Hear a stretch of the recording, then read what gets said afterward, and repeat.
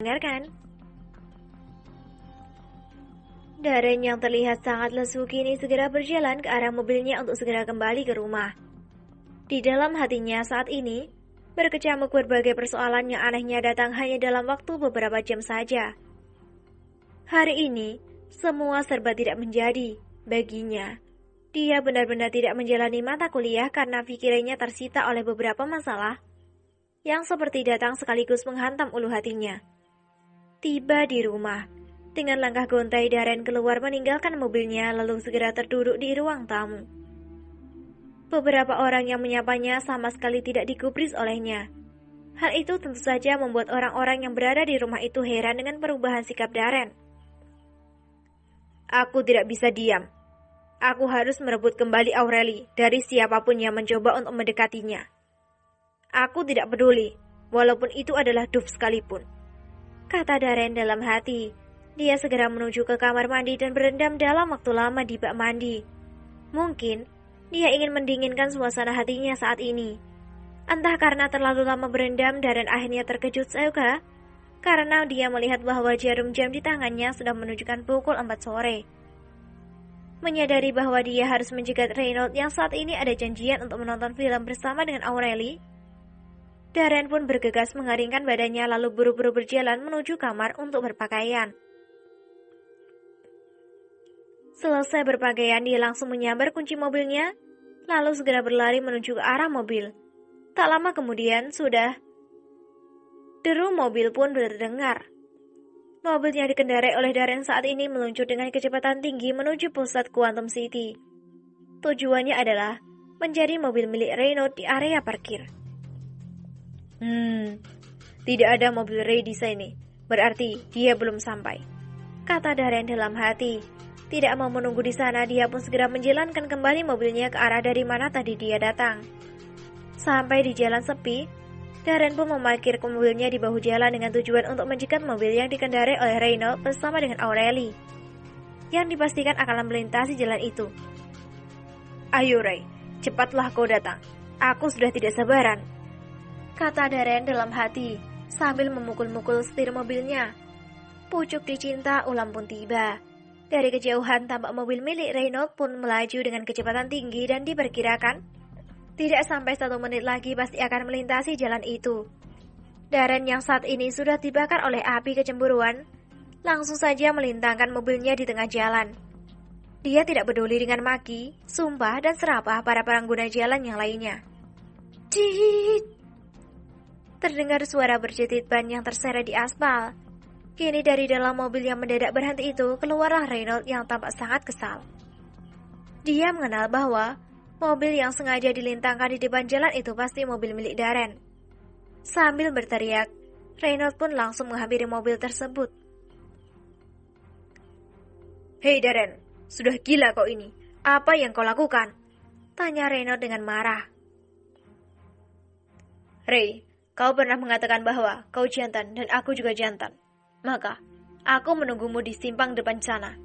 Ada banyak hal yang harus kita selesaikan, kata Darren lalu segera menjalankan mobilnya menuju ke arah persimpangan yang dia tunjuk tadi. Ada apa, Ray? Tanya Aureli kepada Ray yang tampak sangat kesal. Darren sudah gila.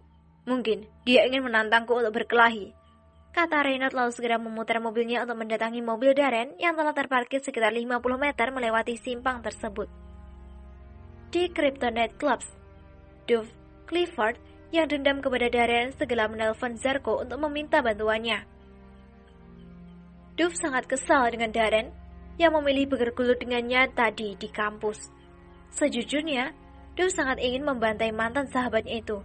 Namun, dia tidak bisa melakukannya karena dia kalah kuat dari Darren yang telah dirasuki oleh kecemburuan. Maka dari itu, Duff Clifford pun memutuskan untuk menggunakan kekuatan orang-orangnya di Kryptonite Clubs untuk menghajar Darren. Hal yang juga pernah dia lakukan terhadap Joe, Tie, dan Silas ketika pulang dari menghadiri acara ulang tahun Ruby. Anda memanggil saya, Tuan Muda, tanya seorang lelaki berbadan tegap bagaikan tukang pukul yang baru saja tiba di ruangan itu. Zarko, aku ada tugas untukmu, kata Duff Clifford dengan laga angkuh. Katakan, tugas apa yang Anda ingin saya kerjakan? Pinta Zarko lalu ikut-ikutan duduk di depan pemuda itu. Zarko, aku memiliki masalah dengan Darren. Aku ingin agar kau memberikan pelajaran berharga kepada bangsat ini, agar tidak berani lagi mencari silang sengketa denganku, kata Dove Clifford sambil menatap tajam ke arah lawan bicaranya. Tunggu dulu, Tuan Muda. Anda tadi mengatakan Darren? Tanya Zarko sedikit mengenditkan dahinya. Dove Clifford hanya mengangguk saja sebagai jawaban dari pertanyaan lelaki berdebat dan tegap itu. Bukankah Darren ini adalah sahabat Anda bersama dengan ketiga pemuda yang lainnya? Tanya Zarko lagi dengan heran. Memang benar, tapi sekarang tidak lagi. Aku ingin agar kau memberi dia pelajaran. Jangan dibunuh, buat saja orang ini cacat, kata Dove Clifford memberi perintah. Anda pikirkan lagi, Tuan Muda. Bagaimanapun, Darren dan Anda sudah lama bersahabat. Jangan sampai terjadi penyesalan di kemudian hari. Aku tidak butuh nasihat darimu, Zarko. Yang aku inginkan adalah kau lakukan saja apa yang aku perintahkan, bentak Dove Clifford yang sudah mulai kesal. Mendengar ini, Zarko pun tidak lagi berkata-kata. Dia segera keluar dari ruangan itu untuk mengumpulkan orang-orangnya. Ruben, kumpulkan beberapa orang-orang kita. Saat ini, kita ada tugas dari Tuan Muda, kata Zarko kepada salah satu bawahannya yang berpenampilan seperti tukang jagal. Mau kemana kita, bos? Tanya Ruben. Memukuli seorang pemuda bernama Darren atas perintah dari Tuan Muda. Cepatlah, kau kumpulkan anak buah kita. Jangan sampai nanti ditegur oleh Tuan Muda gara-gara kelambananmu, kata Zarko lagi dengan raut wajah tak sabaran. Walaupun merasa heran dengan pemerintah atasannya ini, Ruben tetap menurut. Baginya, hanya untuk menghajar seorang pemuda untuk apa dia diperintahkan mengumpulkan anak buah. Jika serius, dia dan Zarko pun sudah lebih dari cukup.